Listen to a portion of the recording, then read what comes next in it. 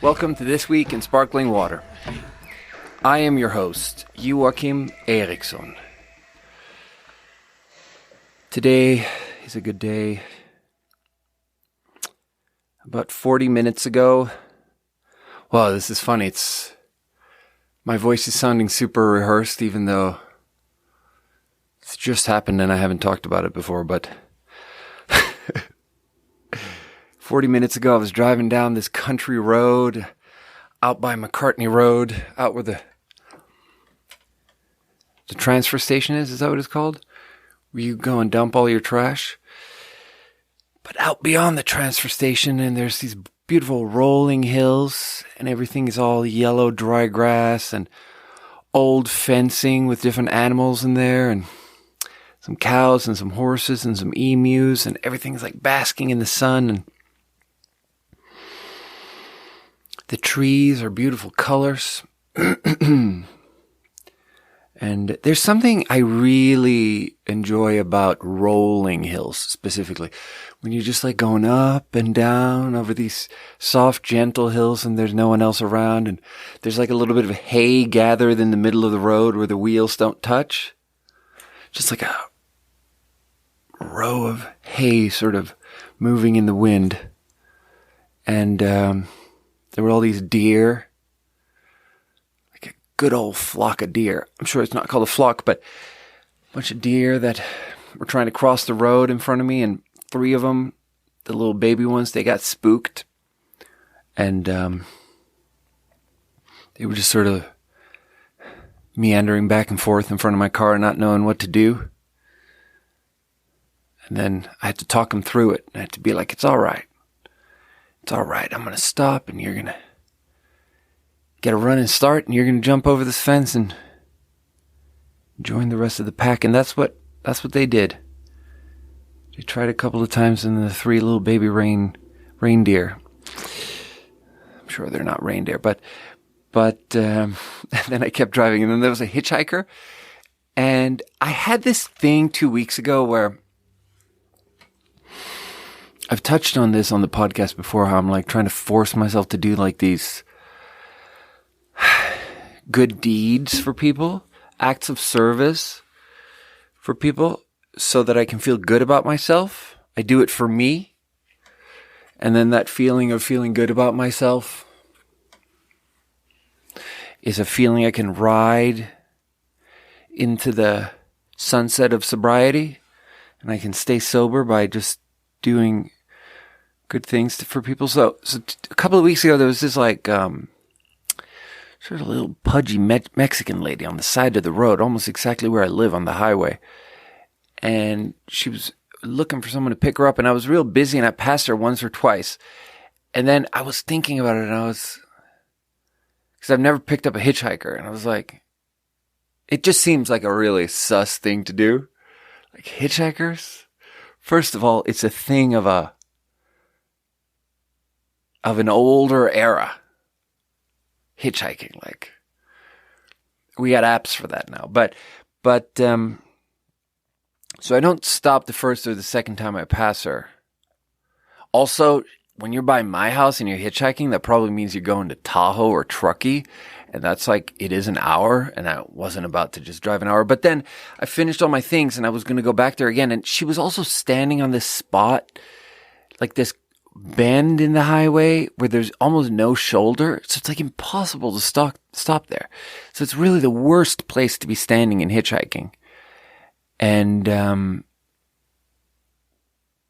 so all of those things, she looked kind of hard up, like she had a lot of stuff that she was trying to schlep, and it looked like no one was ever going to pick her up. So when I came back there a third time, I was rolling up there, and I was like, I'm gonna pick her up if she's still there, and I'll drive her an hour to Truckee, and it'll be like a nice, sizable, good deed that I'll do. But then she was gone. So I wasn't a good person that day. And, but it stuck with me, and I was like, if I see a hitchhiker, I'm going to pick the person up. And because maybe it's like,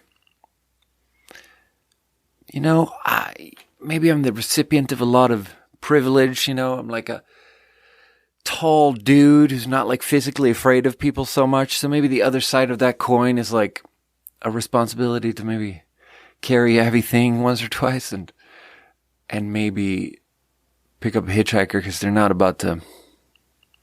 I mean, I could get stabbed by a hitchhiker, make no mistake, but anyway, so today I'm rolling around on the hills of McCartney Road over there, and there's a hitchhiker, and it's like a youngish looking man, and he's got long black hair and sunglasses, and he's just standing there in the sun, sweating bullets in late October, and I just like screeched to a halt, like 30 feet beyond him. And he's got his thumb out. The whole thing is so fucking thumb out, dude. Like, what is this?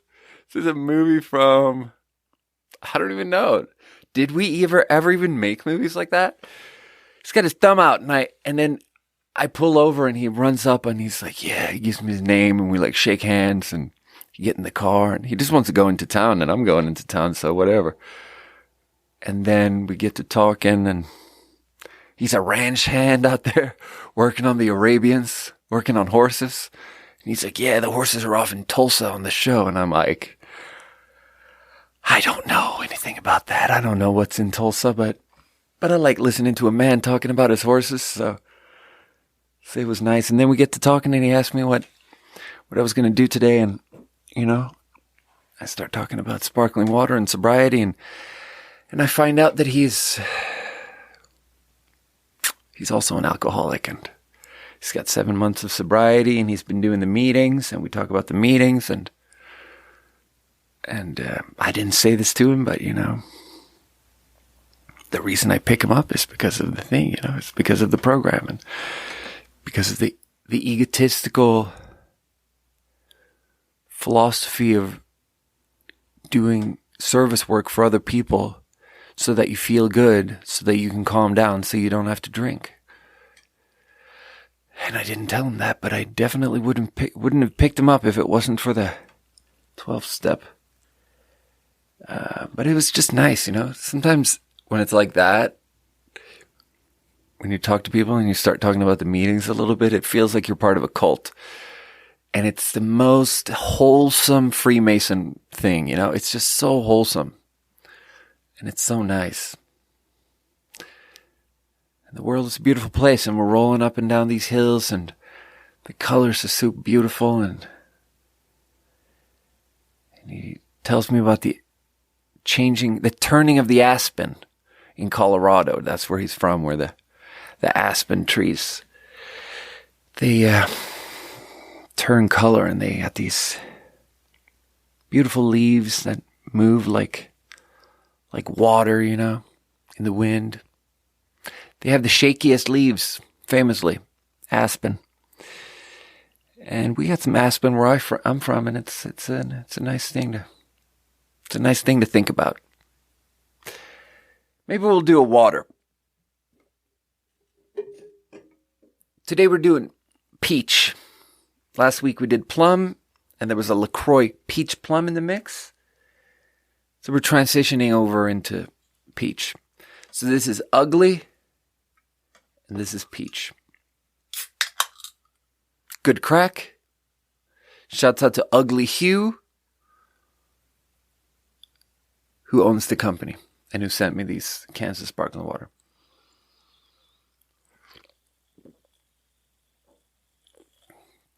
Oh boy.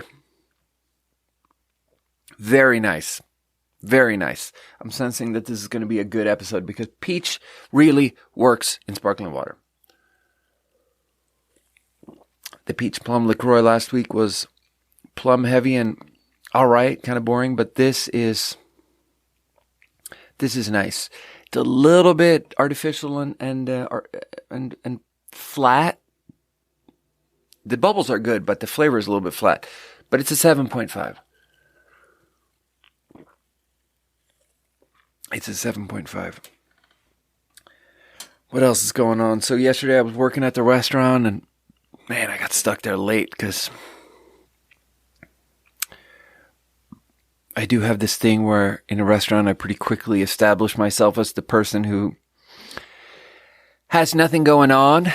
So I'm okay with just being the last one out of there. And because you need a mix of people. You need some people that are morning people that are going to be okay with showing up at 7 a.m. And you need some people that are middle of the day people. And then you need some people that don't have anyone to come home to. And that's me. And I don't mind just hanging around and flirting with Kimber until the very end. So it's just me and the bartender in there yesterday, and there's a little bit of this pattern. This is silly, and it's like, I shouldn't talk about this because it's kind of private, and these people wouldn't want me to talk about this, but there's a little bit of a pattern at the restaurant where, because it's a nice restaurant, where you sit down and everything is like made in-house, and the server can tell you how each ingredient is like made in-house, and you can buy a nice $15 glass of wine, and you can have a conversation about food pairing, and, because it's a little bit higher scale, excuse me. The excuse me came before the burp there, but, and because it's a nice restaurant in a nice hotel where the rooms are quite beautiful and Instagram friendly, and they're old school, and they're restored, and they're full of just antique shit and just exposed brick and antique shit, and they look awesome. Because that's the setup, we end up with quite a few of the same thing where it's a date, and it's a man of some means who is on a first date with a woman, and they are both a little bit dressed up for the occasion, and it's a first date, and, maybe she's a little bit younger than him, but they're still kind of age appropriate, and it's like two real people who are taking each other kind of seriously, and they're on a first date. And then there's this pattern of the man gets a hotel room, and here's the thing, he doesn't get the hotel room before the dinner. He is like mid-dinner noticing that the date is going pretty good. So he like excuses himself to go to the bathroom, and he goes to the bathroom, but then he also goes to the front desk, and he's like, could I get a room? And then he gets a room, and then I guess it just gets worked into the conversation where you're like, oh, by the way, I am staying at the hotel. And it's a pretty smooth transition at that point to be like, because if you order dessert, if you order a glass of wine and you finish up dinner, I'm happy to have you just take the glass of wine, just take the plate, take the silverware, just bring it up to your room. Like, it's all one hotel. Like, it's all going to make its way down to the fucking same dish pit on the first floor, whatever. It's all good. So I will happily bring people a cup of coffee in their hotel room, and it's nice, So we end up at this thing where people go on dates, and then in the middle of the date, they like have this idea that, oh, I could get a room. And then last night there's this, I shouldn't say too much about this person, obviously, because it's kind of private and kind of embarrassing, but they just kind of hang out until the end, and, we do a last call at 9 p.m., and the bartender does a last call a little bit later, and I get him a last glass of wine, and then like 25 minutes after that, everyone has left, and the guy's like, could I just have one more glass of ice wine? Which is like a type of wine that they make in Switzerland, mostly. They make it a little bit in South Germany and, Southeast France, or whatever the adjacent little wine areas is, but it's like this thick, syrupy type of wine that's made by, it's called ice wine, like ice wine, because when the grapes freeze, the water freezes, and then you can crush them and separate it so that the liquid that comes out is the stuff that's not water. So most of the water freezes, and you harvest them up in the mountains where most of the water is frozen. So the liquid that you get out, the juice you get out of these grapes is all the other stuff. And then when you ferment that and turn that into wine, it's like thick, and it's got way higher. It's just like wine where you removed a lot of the water. So it's thick and it's sweet because they do these sweet grapes.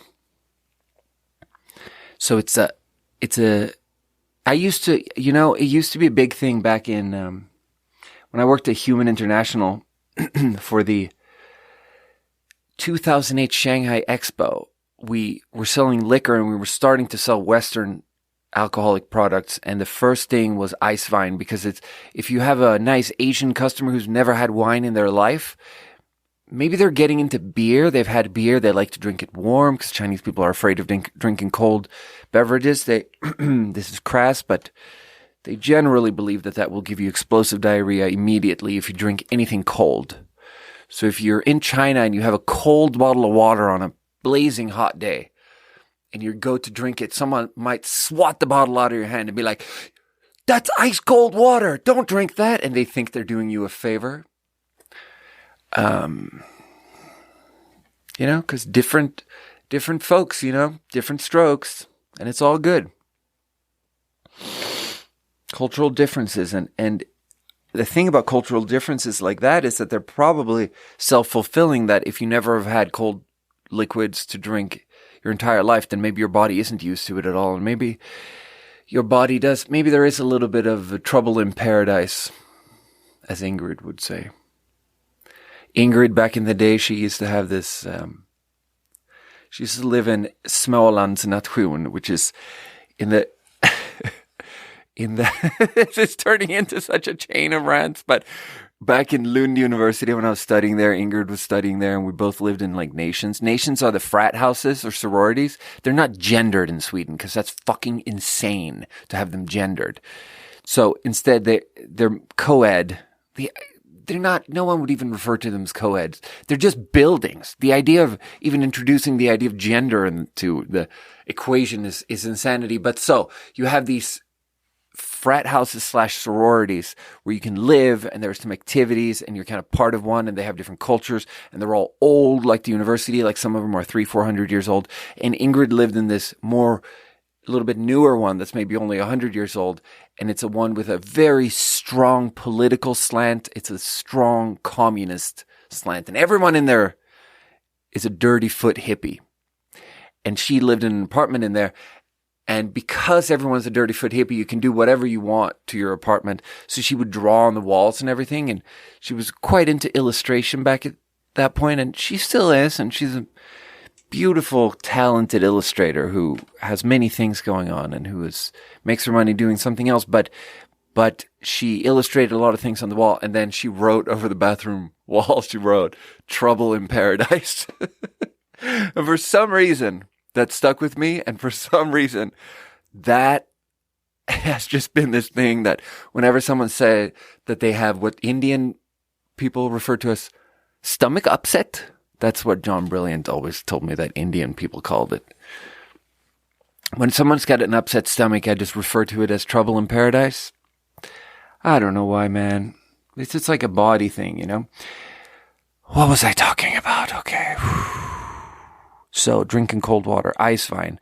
Yeah, I sold a lot of ice wine to Chinese people back in 2008. And then last night, this gentleman is spending some time with this beautiful woman in a real evening gown getup. Two beautiful people, and we're getting to the end of the night, and there's no other guests in the restaurant, and he's really sort of being hesitant. We should just propose that they go up to the room already. And instead he orders a glass of ice wine, and I get him the glass of ice wine, and Kimber is like, "Well, I did a last call 30 minutes ago, but okay, I'll get you one ice wine, and then you have to drop the check." And so I get him a glass of ice wine, and he can kind of hear us making fun of him, and Kimber is like, "I would never drink this." I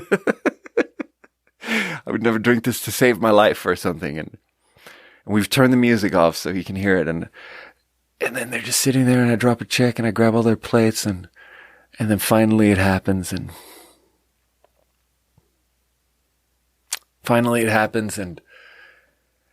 I don't hear what he says, but he's got the whole staff just standing at the other end of the room, just looking at the two of them, waiting for them to leave.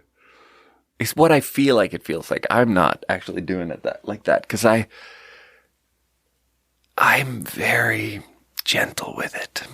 I'm very gentle with it. And I even let them keep their plates forever, because I don't want them to feel like I'm rushing them at all. So I just let them have everything, and I just let them sit, and I don't even check in with them, and I just want them to do their thing, you know? Because I've been that man, you know? I've been that man that has to be brave with a woman and has to kiss her. Every time, man. Women never do it. Women never do it, dude. Women never get the first kiss going. You have to do it as a man. It's the most unfair thing.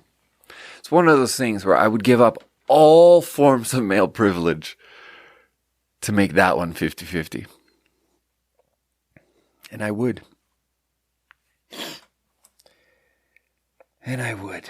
But, so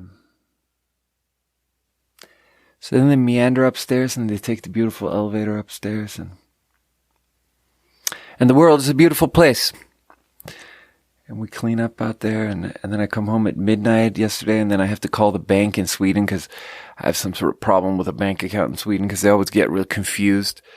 Banks in Sweden always feel like they have no way of contacting me, first of all, because I'm in America and they just feel like, God forbid you send an email, you know? God forbid you send me a text message or a call. So instead, they just shut down my account because they're like, we don't know how to contact you. So then I have to call them. And so I have to call the bank at midnight in America because of the time difference. And it's weird because my brain is all spongy after a long day at work.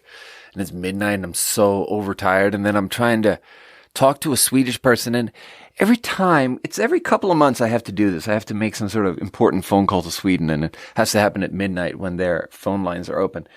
And every time I had this same thing of like, I don't know what we're doing in Sweden right now with how to say hello. Because when I was young, we did it different.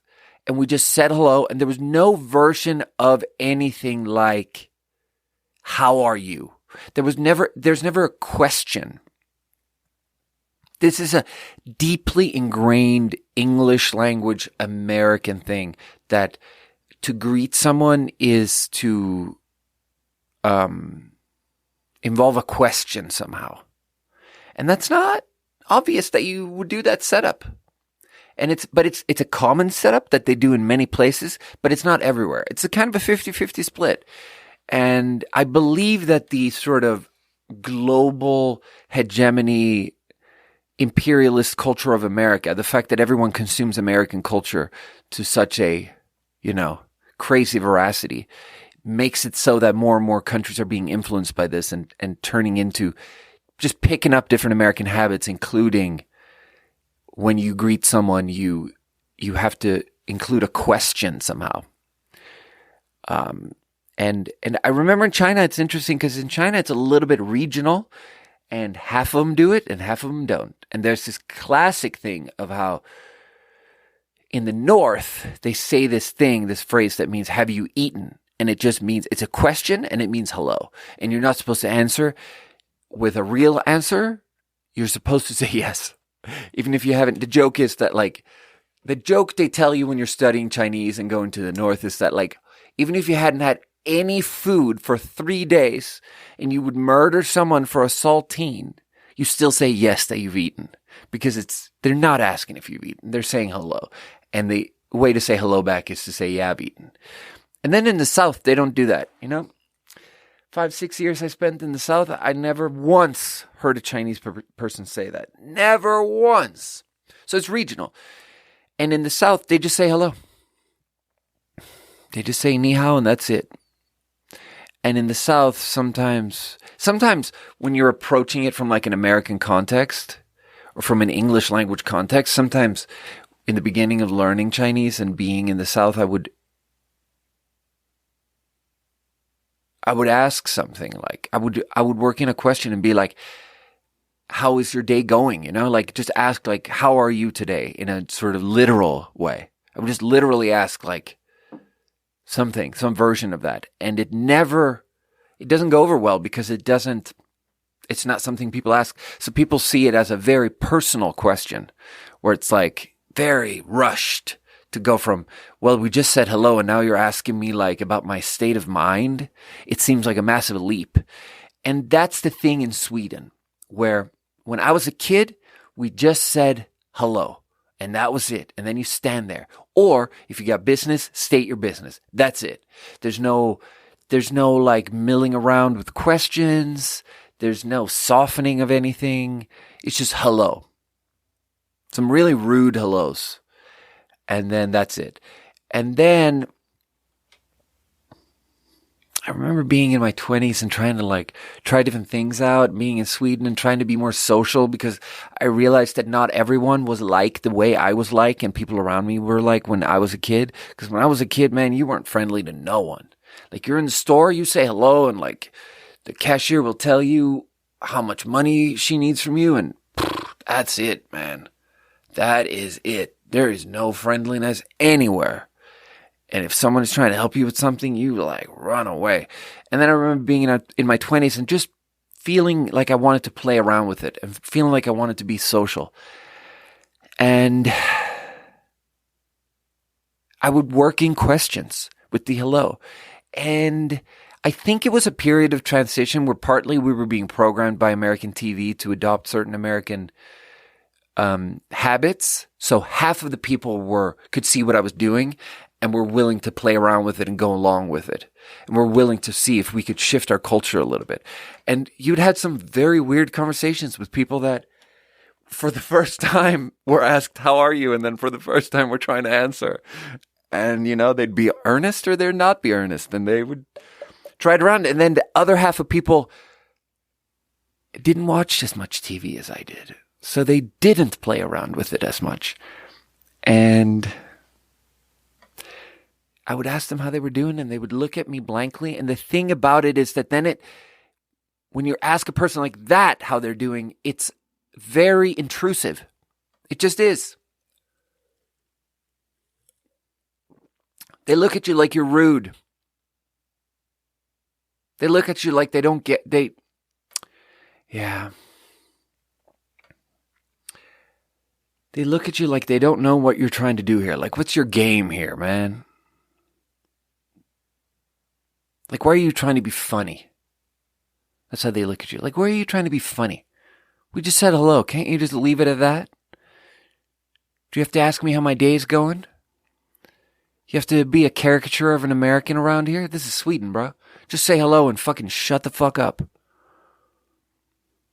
You know, that's that socialist conservatism. So there ain't no one more conservative than a real socialist. It's the thing Americans don't understand. A real socialist doesn't want anything to change. And that's that old world socialism. And so that's when I was back in Sweden for 2 years or whatever, in my mid-20s, 10 years ago, trying to see how the Swedes were doing. And then now I just turned 35 and I'm in America, and every 3 months I have to call Sweden for a phone call. And I'm not plugged in, so I don't know what we're doing. And I'm out there, I'm on the phone with someone, and I don't even know if they know that I'm calling from abroad, because I'm calling through Skype and they probably don't know. And it's so fucking weird. And I try to just let them take the lead, and because I like it to be nice. I've also had problems with it where my lack of being plugged into Swedish culture and what we're doing nowadays is misinterpreted as so weird that they become very, very suspicious and think that there's something going on. Like, I do remember one time, I tried to go back to Sweden once a year for a week. COVID made me skip a year, but maybe 3 or 4 years ago, I'm back in Sweden, and I go to my local bank, in the sense that it's in the little village where my mom lives, and I wander in there, and I got my passport, and I even have my American green card, and I have my bank debit card, and there's some issue where they want to close my bank account again. They're always trying to close my bank account, dude. And I'm in there, and I'm trying to get, so yeah. In most countries, when you do online banking, they give you this little safety device with a little code. It's like a little code generator where on the website, you get a code on the website and you input it into your code generator, and that does some encrypted thing, and then that spits a code back out and you put that into the website. And then I go into the bank because I need a new one because they expire and the batteries die, and you have to like get a new one with a new uncrackable sort of encryption system in there. You have to get a new one frequently. And so I go into my bank 3 or 4 years ago and I'm asking for a new thing. And the guy, I wasn't plugged in and I wasn't doing it good. And I guess I only said hello and then stated my business, and he was in a culture of, or we were in a wave of asking how you're doing, or like doing small talk. Or the other way around, I don't remember which one. Maybe I was trying to do more likely I was trying to do small talk and I was doing confidence. I was doing a Swedish confidence and just wandering around sort of like addressing people directly, looking them in the eye, dominating them, doing things that Swedes don't do, you know? I wasn't doing that slender shoulder thing. In Sweden, everyone is so fucking slender. And they just like shave down their shoulders completely. And they just look like a little, I don't know. They look like something that could just slip right between the floorboards, you know? Like something gelatinous that could just slip right out of your hands if you try to hold it. And I guess I wasn't doing that. And I guess I was doing angles and shoulders and stuff. And because of me not being plugged in, he thought I was being super suspicious. Yeah, I remember it now. I was just being confident. I was just like talking to him and like trying to do small talk and like asking like what's going on. And like, I was like, is this, you know, I think I was just trying to ask about like banks and stuff. Cause like bank offices are kind of closing and everything is online. So I was like, how's it going? And you know, you guys get a lot of business around here, you know. Trying to do some really open-ended small talk. And he got so suspicious that he took every piece of document that I showed him, my American green card, my Swedish passport, and he would like call the institution that issued it. He called the fucking police department in Sweden and like held up my passport and like asked him if it's a legit passport. And then over the phone, they can like ask him a bunch of questions. Well, like if you hold it up into the light, does this thing shimmer like that with that color? And is this thing transparent over here? Cause like a Swedish passport has crazy safety features. Like it's a hard piece of plastic with like 15 different safety features in it. And so he does all of that. And then he like calls America and asks about my fucking green card. And I was so offended. Because it was so much like the opposite of how if you're just confident, doors will open for you. And somehow I was in a situation where no doors should be closed. I'm trying to do a very normal thing. I'm a customer at your bank and I'm just asking for a totally normal refresh of like, my device is dying. Can you issue a new device for me? I'm not asking for anything. I have the old device right here. And the whole thing took like hours. And that's how it goes sometimes. But yesterday went well. I called this lady up after midnight. The only thing that didn't go well is she was trying to spell out this. She was trying to tell me where to send an email. And she's like, Ronneby-liv@folksam.se. And I'm out here like, how do you spell that? Like R-R-Ö. And I don't know how to spell Swedish anymore, it turns out. Turns out I'm a little bit stupid. So I humiliated myself. It was actually completely humiliating.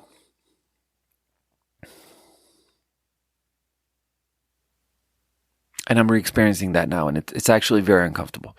Like, she told me a totally regular place name that I should know how to spell, dash life. Just the word life, because it's life insurance or whatever, and that's it. And somehow I couldn't spell any of that shit. And she had to slow it down like I was a problem customer. Oh, that's making me Re-experiencing that is making me uncomfortable. So let's do another water, because that's what the water is. It's a crutch. I drink sparkling water when my feelings get too much. So this brand is called Revive. It's a sparkling probiotic, which is a lot of fun. The flavor is Tangerine Peach, and it has 5 billion, I almost said million, 5 billion live probiotics per can. Refrigeration not necessary. Ooh. Produced and distributed by Revive Kombucha in Petaluma, California. That's a beautiful place name, isn't it? Petaluma? Petaluma, it's just the right amount of Mexican, you know? Where like you have a name like Guadalupe and it's like super fun, but it's like a little bit too complicated for people. Like it'd be, you want your name to not be too complicated. Petaluma is nice. Not too complicated. Okay, smells yeasty, not tangerine, not peach. So this is kombucha related, huh? Oh, that's so sour. Wow. Oh. Super tasty guaranteed is what it says on the side. I mean, that's not bad. It's just very sour. Let me look for the tangerine peach. Yeah, it's not there. It's nice though. Like if this is 20 calories per can, it's a probiotic. Is an 8 out of 10 because it's just like a fresh. It's peach though. I can tell it's peach. It's peach on the mid palate, on the end. First there's a wave of fizzy acidity, beautiful fine bubbles, and then mid palate and in the tail, peach. That's an 8 out of 10. I'm into it. So yeah, I got to bed real late last night because I was at the restaurant until the very end, and then I had to call the bank, and then I went to bed late, and then today is my day off, so I was going to sleep forever. And then there's this thing going on where I've been a little bit worried because I heard about this friend that got in a car accident. And I had some people visiting from the East Coast, and they were trying to find this guy and say hi, and they couldn't find which hospital he was at because he was in an accident. That's all we knew. We just knew he was in a car accident and he's in the hospital. That's all we knew. We didn't know how serious. We just know that this guy is kind of indestructible and that now he's in the hospital. And then this morning at 9 a.m., I hear the beeping of my front door. The beeping of someone putting in the correct code and opening my front door. And then someone calling out. So I know it's not Javi. Because Javi doesn't call out askingly, being like, is there anyone home, you know? Calling out names of people that don't live here anymore. So I'm laying in my bed and I'm like, fuck. What the fuck is going on? Someone's in the house. And they don't even know who lives here anymore. And I was freaking out. And for a long time, I was just like, I'll just pretend to sleep. What do they have to gain from murdering me in my sleep? I'll just pretend to sleep. I'll sleep through it. And then there's some ambulating. I can hear that there's moving in the other room. And so I just go in the other room and it's my dude, bro. It's my dude. It's the guy who we couldn't find which hospital he was in. He's in my fucking living room at 9 a.m. And he lost some weight. And he grew out his hair. And he's hard to recognize. He looks a little bit homeless, but he's my brother and I love him. And he starts telling me this crazy story of like how, yeah, you know, I was in a fight with my girlfriend. And in the morning I was going to go get some huevos rancheros. And there's this food truck on the corner and they got great carnitas. And I was like, I'll get the carnitas and put them on the huevos rancheros and it'll be awesome. And then she'll forgive me and we won't have to be in a fight anymore. And then this little Miata sort of slides over into my lane on the on the road up there in the country. and I had to swerve out of the way, and I go up the side of this embankment, and I must have just flipped over because my car just like crashed 2,000 feet down this ravine, and I tried to drive out of there, but some man walked up to me and was like, all 4 of your tires are flat, brother. So I was like, oh fuck, I can't drive out of here. And only the side airbags deployed and the front airbag didn't deploy. And he's telling me this crazy story. And so he just wandered away from the vehicle and found a Dollar General. He just wandered through the forest until he found a dollar store. And then he ran into someone he knew, and that guy gave him a ride to his friend's house. And the friend was like, you got to go to the hospital. And for 3 days, he refused to go to the hospital. And then he's like, oh, my tooth was hurting. So yesterday at 7 p.m., I agreed to go to the hospital. So he went to the hospital. He went to the hospital. And some other friend gave him a ride because the other friend was going to go bowling. So he's like, I'll drop you off. I'll go bowling. After bowling, I'll come back and I'll pick you up. So my bro is at the hospital. He has a CT scan or whatever of his whole spine. Excuse me very much. And it turns out that he's fine. He's just as indestructible as we all thought. Let's see if it's even recording the video here.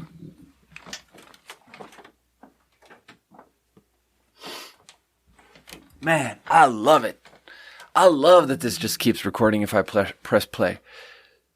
So my buddy's in the hospital and he's fine is what the doctors are saying. So he just wanders out of there and then his friend never shows up. So he walks down to the bowling alley. I think no one's there. He just wanders around and he can't find anyone. And this is at like 8, 9 p.m. and he doesn't have his phone and he doesn't have his wallet. That's an important part of the story that he doesn't have his phone or his wallet because he left them at his girlfriend's house because he was just going to go get some huevos rancheros and some carnitas or brisket or something from the food truck. And he doesn't have anything. And he doesn't want to send anyone over to his girlfriend's house because he doesn't want to talk to her because they're in the middle of a fight. So he's all banged up from this massive accident and he has nothing. And it's 8 p.m. And then what he did was, he's such a survivor, dude. So he just wandered the town and then he walked down the highway until he got to my house. And I guess he had nowhere else to go. And he just wandered into my living room.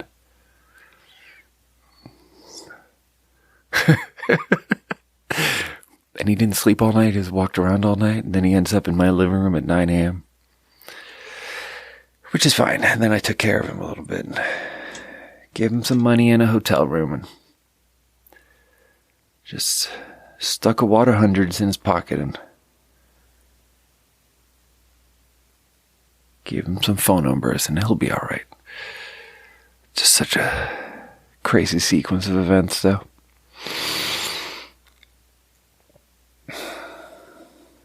Yeah. Maybe we should do one more water. Peach. This one is funny. The brand is called Clearly Canadian. Wait, does it say cilantro? No. Ontario. Oh, man, I thought it contained cilantro. Clearly Canadian is a funny brand name to me because you could only have that name be the name for something Canadian. Like, you couldn't have, like, a store, like, frozen tikka masala in the frozen food section and have the brand be Clearly Indian. It wouldn't work. Or like Guinness and have the brand be Clearly Irish. It's only with stuff that's... because nothing in the world is clearly Canadian. Canadian is too ephemeral of a thing. Canadian is just like... Canadian just means 80% American. It's just America where you turn down the volume. You just knock it down a couple of notches. You just take American and you leave it out in the cold for a little bit, let it quiet down, and then it's Canadian. So nothing in this whole universe is clearly Canadian. Not even Drake or Justin Bieber are clearly Canadian. So, and then it's a glass bottle, sparkling water beverage. Sparkling water beverage! We had that last week. Why do they call it sparkling water beverage? Are there sparkling waters which are not beverages? Christ. This is turning into a thing, dude. But the flavor is orchard peach. Ah, how nice is that? Doesn't that just sound so nice? Like orchard peach. It sounds like peaches where the flesh is just perfect. Because, look, people don't eat peaches all the time because a good peach is hard to come by. Because, man, they're too hard forever.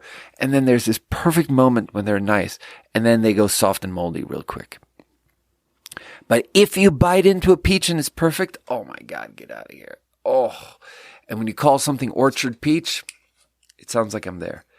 All right, glass bottle, some bubbles traveling from the bottom of the bottle to the top of the bottle, as to be expected. Oh, very peach forward. This might be very heavily sugary and flavory. Does this have calories? Oh, 90 calories for a little bottle. Ooh, this is going to be...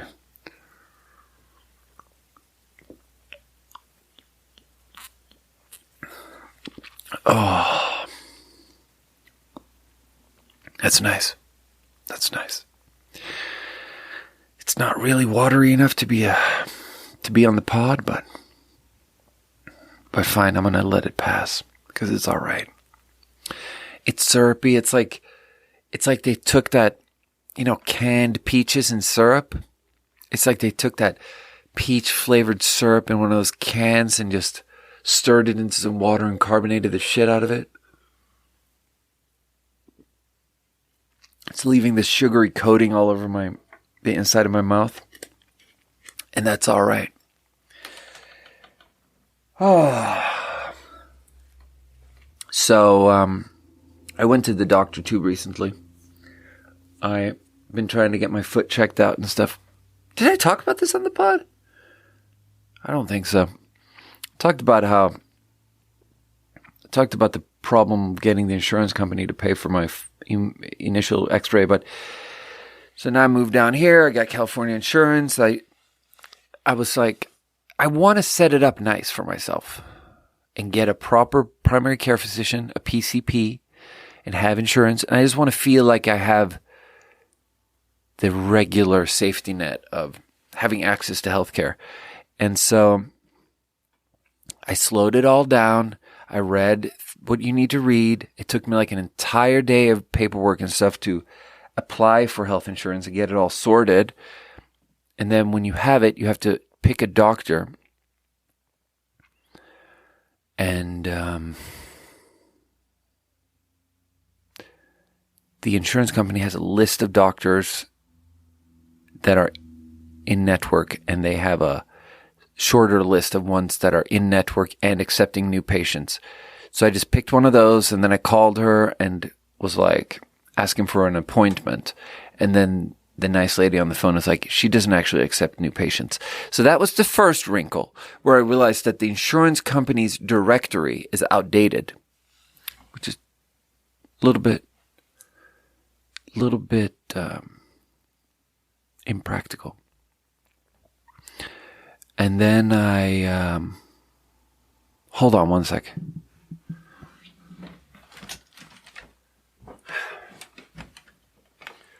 Oh my God. Javi's here and he brought me a Cheeto. He brought me a crunchy Cheeto. You guys want to hear this? Yeah, that's registering on the mic. So, the first wrinkle was that, walked up the stairs, that I couldn't find a doctor because they weren't actually accepting new patients. So I had to call all of the ones that the insurance company said were accepting new patients, and then I finally found one, Dr. Jeffrey Frost. Should I say his name on the pod? Yeah, it doesn't matter. So the nice lady is like, yeah, Dr. Frost is accepting new patients. So I sign up. I tell the insurance company that that's my doctor. I ask for an appointment to just go see him, just a little meet and greet with your new doctor. And it's like super early in the morning. It's like an 8 a.m. appointment or whatever, but they didn't have anything else. So I show up there, and it's like, first of all, First of all, the building is shitty. And it's hard to explain, but in Sweden, we have shitty buildings, but they're all sturdy and some of them are old. And there might be fucking hella mold in the insulation. It might be built and it might be ugly. It might be under-designed. It might be horribly designed. It might be like looking real 80s and stuff. These are like our types of shitty buildings. And if you're at someone's house and they live in the forest, they might have built it themselves and it might be rickety and feeling really papery. But in America, sometimes you run into a building. Sometimes you come across a building where it's not in the middle of the forest, but it's papery as fuck. Like sometimes you're in a building in America and it just feels like the walls, like everything is just moving. Like they don't have rules about how sturdy a building has to be. And sometimes you're in a little business, like a therapist's office or an accountant or some small business owner, one employee setup kind of thing that they just have in a building that might have been residential before, but they've just converted it to an accountant's office. And sometimes you're in these buildings and they just make no sense and they're so rickety. And so I'm in this doctor's office at 8 a.m. and I can just feel like the fucking walls. Like when someone closes a door in the next room, the whole building is just like shivers for a second.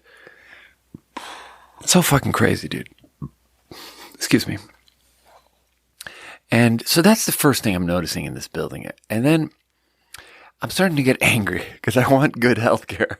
I want a good doctor and I want good healthcare and I don't want it to be some money hungry person and I want it to be a person who makes medical decisions for me with my health in mind, not money in mind. And then when I realized that we're in this paper house here, I feel like this man is trying to save too much money here with this building. So it's the first red flag and I don't like it.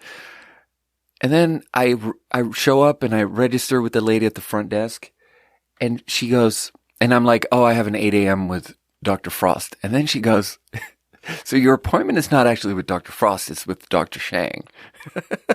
And I'm like, fuck, what the fuck did you just say? It's like we did the whole thing on the phone where I was like, is Dr. Frost accepting new patients? So it turns out that Dr. Frost is not so much a person. He's more like the name of the office. It's like the office of Dr. Frost. And Dr. Shang is the human being that I'm meeting with. And maybe Dr. Frost is like this theoretical idea where there's many doctors who work there and they all quit constantly and new ones are hired. And it's just like this. So I don't love the way that's sounding. And then I'm sitting down and I'm like, Dr. Shang, like, what is this going to be? Like, Shang spelled how? Shang can be a couple of different things depending on how you're spelling this. But I withhold my judgment and I feel myself getting angrier because I'm like, I don't want to be taken for a ride here. But I also don't want to overreact and run away from something that I might be able to I might be able to make it work. Because I have some friends who are doctors that I can get them in the loop and we can get good medical decisions going. And then maybe Dr. Shang can be the guy who signs the paper. So I can have access to the medicine I need. If I need something, I don't have anything medical going on really more than just my foot needs an x-ray. But so I'm sitting there and I'm just trying to withhold judgment. And I'm like right in between sort of serenity and anger, feeling like I'm going to go to one of the two here. And then the doctor comes in and he's like, his hair is completely wet and he runs in and he runs through the door and he slams the door and I can feel the entire building shaking. And then he goes and slams another door in the next room over and I can feel the entire building shaking again. And I'm like, oh, and I sit there and I'm made to wait quite a while. And I just sit there and I think about his hair.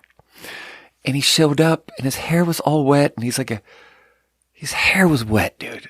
And it's like, it made me think about all this stuff of how, what do appearances mean anything? Do appearances correlate with something? Like, why in a business meeting when 5 people from one corporation are meeting 5 people from the other corporation, why do we make everyone wear a suit and a tie? Why do we make them look proper? And there's something there where it's like, the idea is that if they can't even look proper, then they're sketchy people. And then the fact that they can look proper is not enough, but it's like a basic thing. And it's like, if they can't even look proper, then you know that these people don't have their shit together. I don't know. I feel like that's one of the sort of basic building block ideas of why we wear business suits. Why we do our hair. And this man did not do his hair before walking into this office. And it made me feel like maybe his medical degree is... I don't know. He had shortish black hair and he looked crazy. And he yelled something. What happened? Something else weird. Now, I don't know. But so eventually, like 30 minutes after my appointment, I am called into this room and I think it's actually a different man who saw me. And Dr. Shang, first there's a nurse and she does some questions, but I get to see the actual doctor. I was worried that they were going to whisker me completely and have the whole thing be a scam, and I don't even get to see a real doctor. I just get to see a nurse.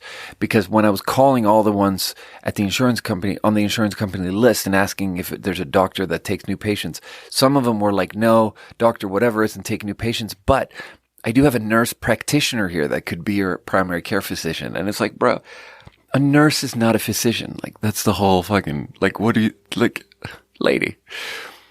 I was talking to Dr. Luke about that, and a funny response to that would be like, well, a funny, extremely rude and sexist response would be to say, well, first of all, I don't want a woman to be my doctor, because it's funny because it like assumes that a nurse is a woman and a doctor is a man.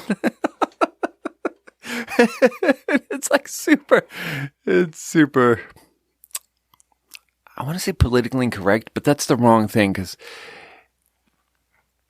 I feel like we shouldn't use that expression anymore, because that just means that we disagree with it. And I don't mean that. I mean to say that that joke is actually immoral and wrong. And it would be a terrible thing to actually say that joke.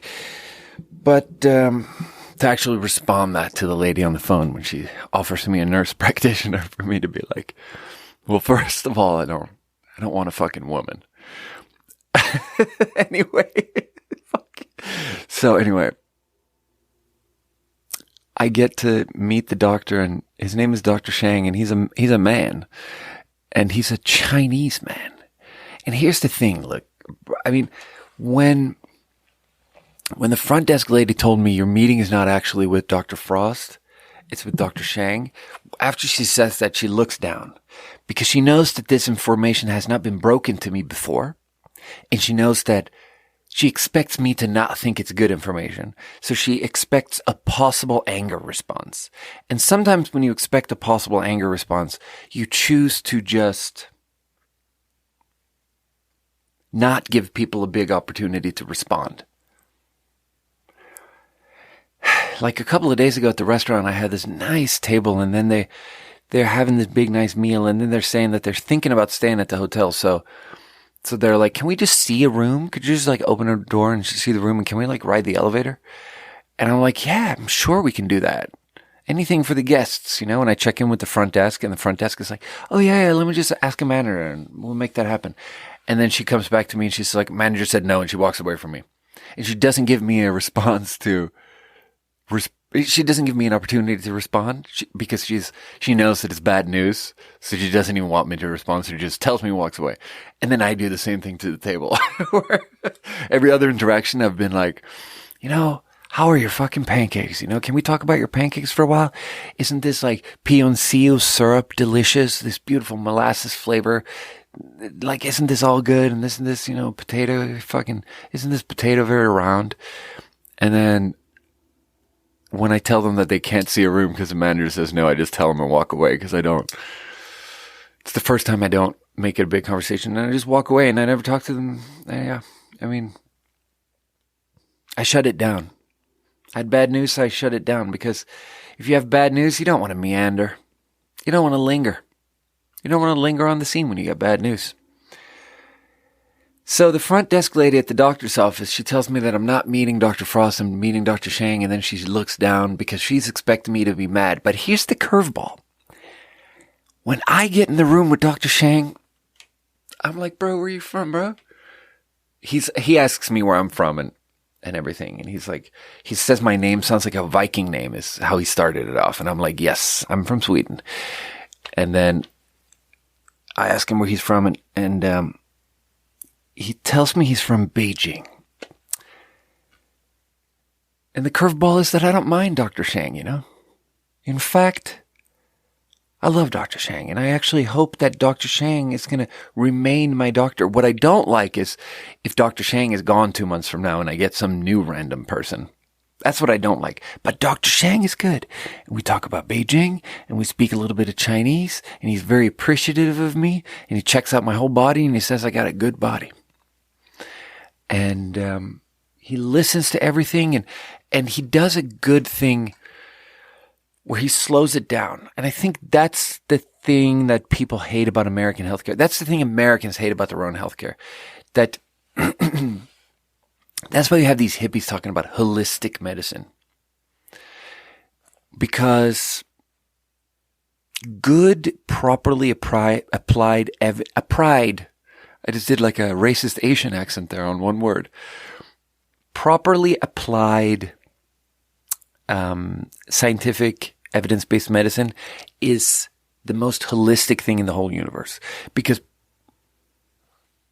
that paradigm, that way of looking at the world, is open to any idea you can explain. If you can explain an idea and reproduce it, evidence-based medicine will adopt it.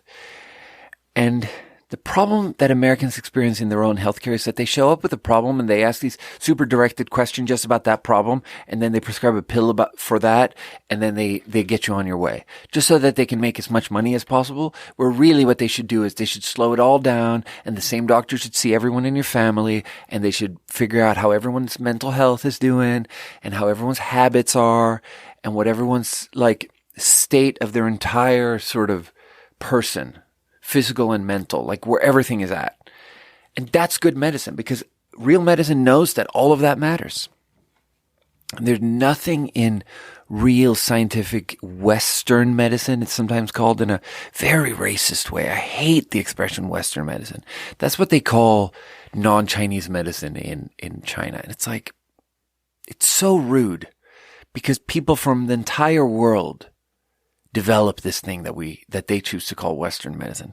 It's rude to all the Middle Eastern people who started it off, and all the Asian people who work on all the different fucking cancer treatments in modern day Earth life. Anyway, what was I talking about? So Dr. Shang and me are getting along, and he does this good thing where he slows us down, and he tries to talk about, he just checks in about everything. Like, he's like, well, you know, in some paper back here, there was something about depression. Like, are you depressed? Like, how are you doing with this? And really what I'm trying to emulate is I had this really good doctor in Seattle who, his name was Dr. Scott. And the first couple of times I met him, he would ask me everything about my life. And he found out things like that I was working on a novel, that there was sleep issues, that I had recently become sober, and that I was going to AA and like trying to stay sober. And then every time he met me, he would always just ask me about my whole life. And he would ask how the novel was going. And he even sent me an email and was like, look, I have this friend who works for the Washington Post. And if you want to call him and talk to him on the phone about how to get a novel published, do it. Because that's properly applied, holistic, evidence-based medicine. That if you can help someone with any aspect of their life, that positive change in their mind or body will cascade out to all the other stuff. If you can fix something in the body, that will heal the mind. And if you can heal a problem in their life or mind, that will heal their body. It's like, that's not, oh God damn it, I get so frustrated with people who don't want to go to real doctors because they think it's not holistic. Anyway, so Dr. Shang wants me to do some blood work and just take some blood tests, and he's like, you can go So this really rickety building that he's in is across the street from a serious hospital, which is also the serious hospital from the previous story of the man who was in the hospital, had his spine checked out, and then just wandered around town for 13 hours and then just ended up at my house because he had nowhere else to go. That hospital that he was at is where Dr. Shang is saying that I can go, or I can go to LabCorp. And LabCorp, man. And as I drove over to the office of Dr. Frost, where there is no doctor named Dr. Frost, I actually saw the LabCorp sign. And I noticed it because LabCorp is fascinating. LabCorp is like this infinite sprawling laboratory-related conglomerate that does everything. Like, my first dollar I ever made in America was, I landed end of 2015. I had no plan more than like, I'll put together a resume, I get a job, I got an American wife, we're going to see what happens. And the first thing I do is I take the bus because I go around Seattle a little bit, and in the bus I see this ad that's like, you want to make $50? Donate plasma. LabCorp. So I take the bus to the place that the bus ad is telling me to go to. So I take the bus there and they hook me up to a machine, and there are all these people there that are like the working poor, and they're all like between shifts. Like they do a morning shift doing some fucking shitty minimum wage job, and then they have an hour to kill. So they go to LabCorp and they make $50 donating plasma, and then they go to their second job. And so I'm there, and it's fascinating, and it's like, this machine sucks all this blood out of me and then separates out the plasma from the blood. And then for like 20 minutes, the blood is then pumped back into my arm, and it's super uncomfortable. And it's like there's this pain in my arm because it's like quickly squirting blood back into my vein, and my vein feels like it's going to pop. And it's like the blood that I'm being squirted, that's being squirted back into my body is like drained of plasma and life force.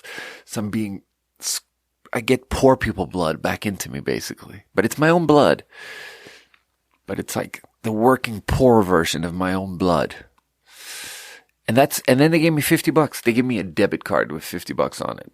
And a Gatorade. And you have to finish the Gatorade. And you're not allowed to leave until you finish the Gatorade. Because there's some liability thing there that if you don't drink that Gatorade, you might fall over right outside and smack your face on the pavement and hurt yourself. So all the people, all the working poor that come there, they have trained themselves to just like chug an entire Gatorade in like 2 seconds because people always find a loophole. But so that's the first money I ever made in America. And then the second money I ever made in America, and that was LabCorp, the first money. And the second money, there was everyone knows this already. I've mentioned it on the podcast many, many times, but I wandered down the street and there was this beautiful restaurant, delicious food, and it was called Chipotle. And I was like, fuck, this is great. I got to work here. And I get a job there, and it's how I got into restaurants because I liked it. I liked the part of it that was restaurant stuff, and I and the thing about it was that they were going through like a massive E. coli outbreak that was like centered on Chipotle all across the West Coast. And so they hired LabCorp to come in and check everything. So we would have like a inspector that would come in and check, and it would feel like it was a government inspector, but it wasn't a government inspector. It was a private hired LabCorp employee that comes in and looks at everything in the restaurant. So they do plasma and they do restaurants. They're the people who know how to do restaurants safely and not have an E. coli outbreak. So that was like my second interaction with LabCorp. And then a couple of weeks ago, I was seeing this girl, and she works as a product manager at a little app. And it's an app where women keep track of their menstrual cycles. And you basically input some info about your menstrual cycle, and it tells you what's going on, and you keep track of yourself. And it really reminded me of this Chinese app that was very popular maybe around 2014 or something when I was living in Beijing, where all women I knew were on it. All young women. They were on it, and you input every information you have about your body, like your pooping schedule and your menstrual cycle and food and exercise and water intake. You input all of it, and all of it is public, and it has a social angle where you can see everyone else's account and you can friend people and you can see like how often they poop. And something about it was super positive to me because it just seemed like those things I don't know. I don't like to talk about poop, but those things, having those things be secret is probably a negative thing for our mental health overall. So, and in China where there's like no sex ed and there's so much stigma around everything and they don't even have a conception of mental health. Like, I had a friend in China once who was a psychiatrist and she didn't even tell people she was a psychiatrist because it was so shameful to say that you're a psychiatrist and a therapist. So instead she would say like that she works with inmates. That's what she lied and said. I work with inmates, but really she would work with like really hard up sort of mental health issues kind of people. But so in that context, to have an app where people just are open about what's going on with their sexual health and all that stuff, it felt really positive. And that app was called something like Mango or Pomelo or something. I want to say it was called Mango or Yodzi. Yodzi means pomelo in Chinese. And I think it was something like the character Yo, which means pomelo, was in the name. But, so a couple of weeks ago, I was seeing this, I'm still kind of, trying to see this girl. She's real busy, but she's working as a product manager on this app where women keep track of their menstrual cycles. And then they got purchased. Her app was purchased by LabCorp. And it's like, dude, what the fuck, dude? How is LabCorp in everything? Everything health related in any way. It's like LabCorp just gets in there. And the funny thing about it was that LabCorp is like a laboratory company. So they just have this hard corporate rule that everyone who works there has to go through a 1-week lab safety training. And this lady that I'm going on some dates with, she is doing a work from home thing as a product manager, being a liaison between the programmers, the back end developers on this end and like the customers on this end for her product. And then the management on this end to make sure that the thing makes money. And she's like the person trying to weigh all those needs to have the product, the service, whatever, the aspect of the app that she's responsible for, to have it be as good as possible. And it's like an insane proposition to have this person who works from home on a computer trying to explain to software engineers why the reviews are bad. Like, to have that person do lab safety training, like she does not work in a lab. And I just thought that was like a funny little, I don't know, sometimes like capitalism creates these incredibly ineffective little ideas that are allowed to permeate, but I don't know. This is how it goes, I guess. And then I find myself in the office of Dr. Shang, and he's like, you can go to LabCorp and get your blood work, and you don't need an appointment. And for some reason, the little hippie inside me was like, LabCorp seems so evil.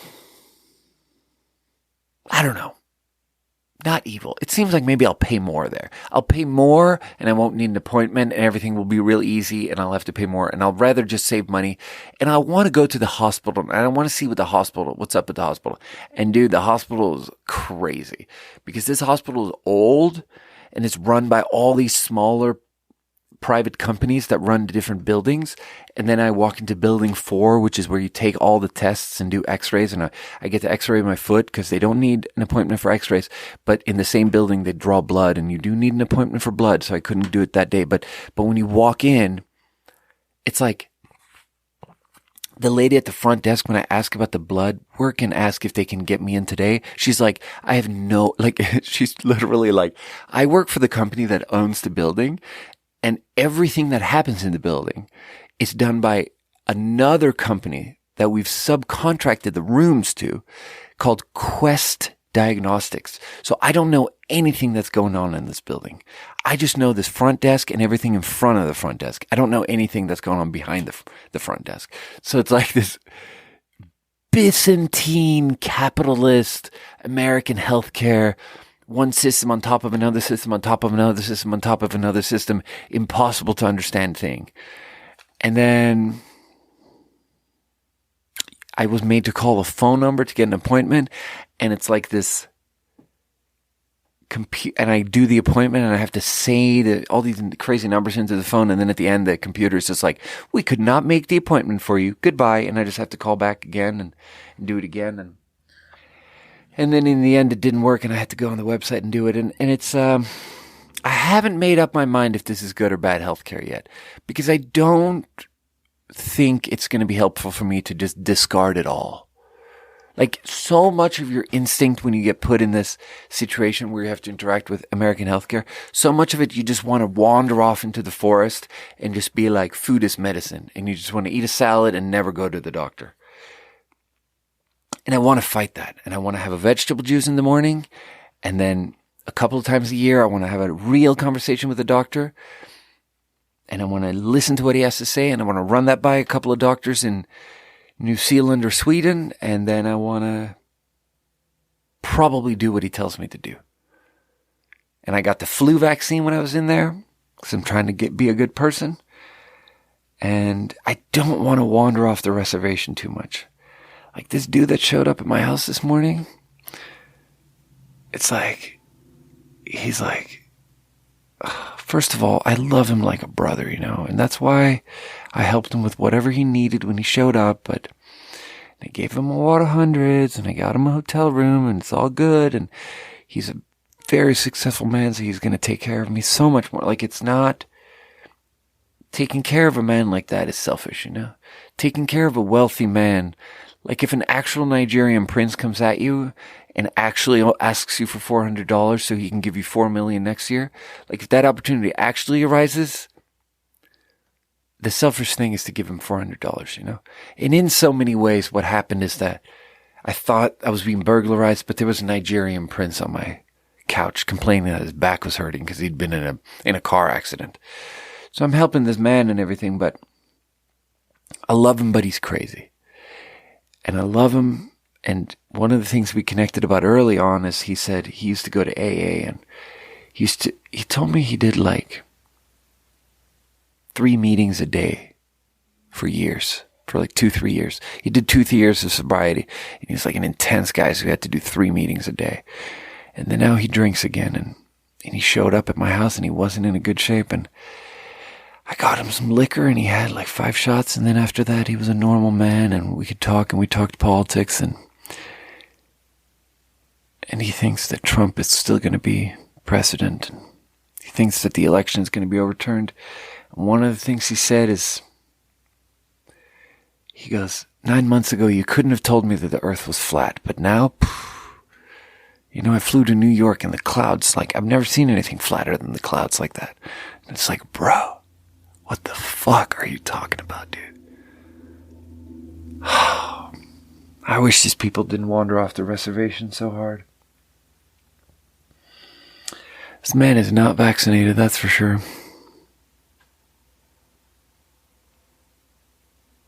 Clearly Canadian. That was a 6 out of 10. It's too sugary.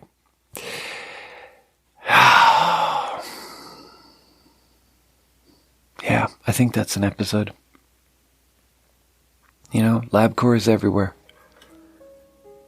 LabCorp is everywhere. I love you guys and thanks for listening. Gonna go eat some more crunchy Cheetos now.